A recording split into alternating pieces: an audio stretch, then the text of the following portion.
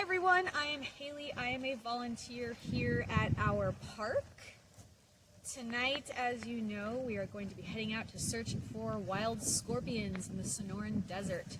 So I'd like to thank you all for signing up in advance. I know you all have your proper footwear on. I see some water bottles out there. I know we have some small kids in the audience. So while we're out there tonight, I want to make sure all you adults hang on to your small humans. They are your responsibility. We'll be looking in on them once in a while to make sure they're doing okay. We will be heading out on a dirt path. Stay close to one another. Try not to get ahead of me. We don't want to step on any of the scorpions. Before I start passing out our really nifty black lights, I want you all to use the restrooms if you have to. This is our last spot for restrooms. For the next hour, we will be out on the trail. It's only about half a mile total for about 1 hour while we're searching for scorpions. So go ahead and get that over with, and I'll be here when you get back. All right, now that we all have our black lights, let's get started down the trail. So scorpions glow a beautiful bluish green color under ultraviolet light. That's why we're all carrying black lights right now as we're walking down the trail. There's an outer layer of the scorpion's exoskeleton. It's called the cuticle. So it's not like the cuticle on our fingers and our fingernails. Our cuticles are dry, hard, dead skin. The cuticle of the scorpion, it has a thin section called the hyaline layer. This hyaline layer is what reacts to the ultraviolet light, like the black light or the moonlight. And that is what causes the scorpion's body to glow. So why would a scorpion need to glow in the first place? Scientists aren't really sure yet. They have some really cool theories. One really realistic idea is the scorpions use their exoskeleton to detect moonlight so that they know when it's nighttime and time to eat. So we haven't spotted that glow on the trail yet, and that's because we're not looking hard enough. Scorpions can be found in lots of places in the Sonoran Desert, mostly under rocks and fallen cactus and such. Let's go this way. There's a big saguaro over here. Oh! What's that? Oh, there's two of them. There we go. All right, this is the Arizona bark scorpion. Arizona bark scorpions are not solitary. Where you find one, you find more. There he is. All right. So most scorpions prefer cool, moist areas. They can be found in crevices, under pieces of bark, bricks, houses. Now this little guy, the tiny, highly venomous Arizona bark scorpion, it's found in many, many places. This little guy can climb, so I bet if we look in this saguaro, we'll probably able to find oh, there we go. There we go, about 3 feet up in the saguaro cactus, we got another Arizona bark scorpion. So if you guys are camping in the desert, make sure to shake out your shoes and clothing before putting them on after a good night's rest, because these Arizona bark scorpions, they can climb almost anything and they will get into those warm, moist nooks and crannies. They'll get anywhere and everywhere. All right, so now that we've found a couple bark scorpions, I'm gonna go ahead and let you guys wander around. So let's really start looking. Go ahead and look around. Let me know when you find a scorpion, and we'll see if you guys can know exactly why you found it where you did.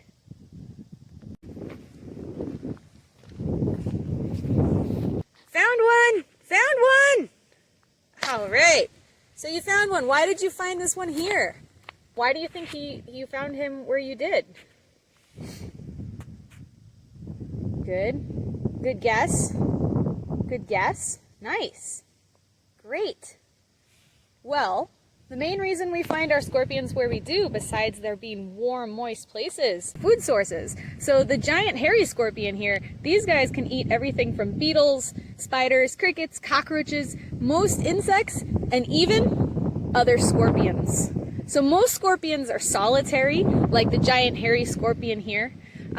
They can be pretty territorial. So when more than one scorpion is present in a small space, you might get lucky enough to see a scorpion battle. All right, so we got pretty lucky here. Oh, there are 2 scorpions right here.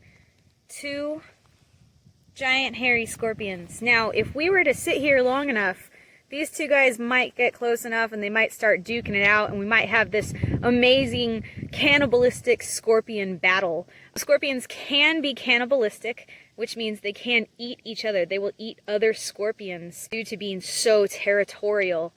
So scorpions are really important, not just because they're cannibalistic and territorial like that, but they really do help control the population of pesky little buggers that they like to dine on. Those beetles, those black widows. I've even seen these giant hairy scorpions eat tarantula hawks. So I want you guys to imagine a Sonoran Desert without scorpions. So we humans would be overrun by pesky bugs. You know, we'd have crickets, beetles, mosquitoes, giant carpenter ants, bugs galore, which is fine to an extent, but when you don't have a predator eating those smaller, what we consider pesky bugs, it could get miserable. There's one more. We haven't seen this one yet. This is a stripe-tailed scorpion.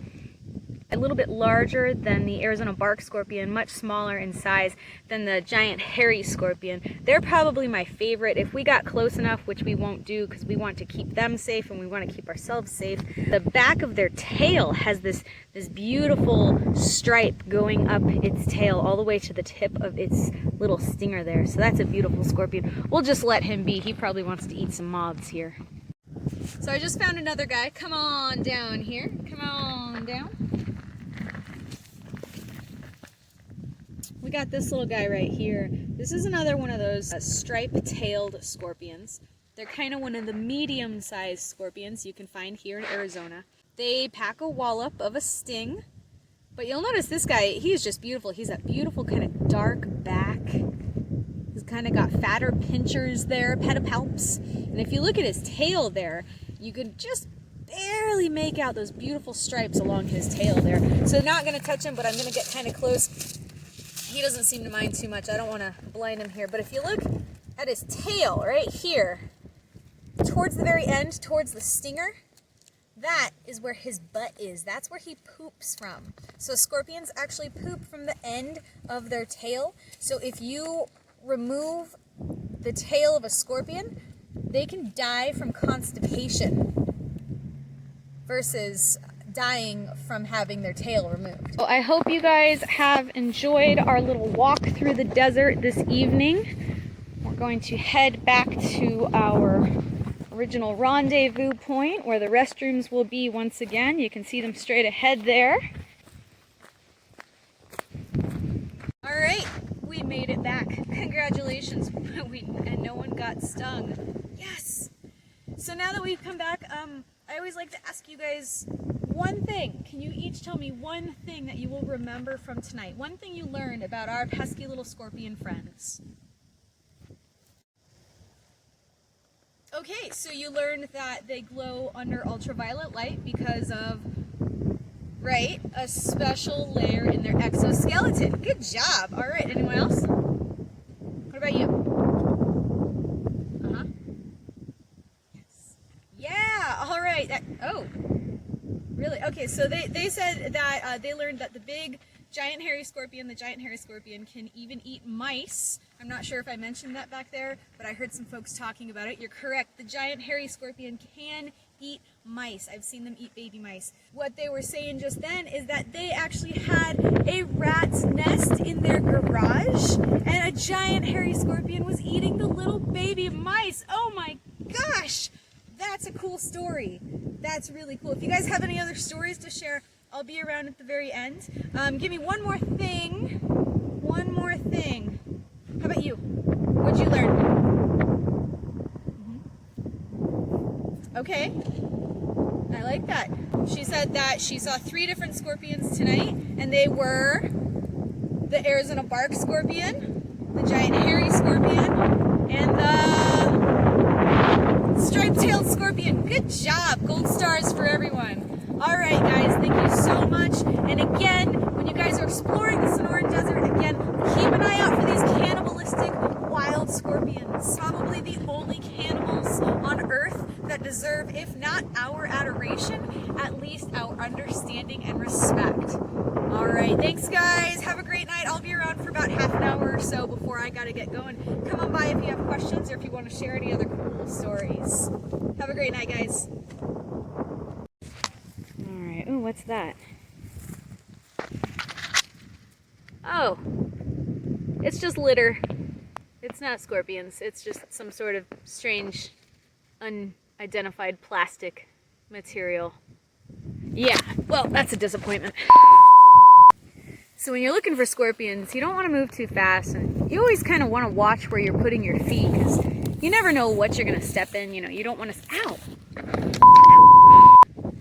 Where did I put my water bottle?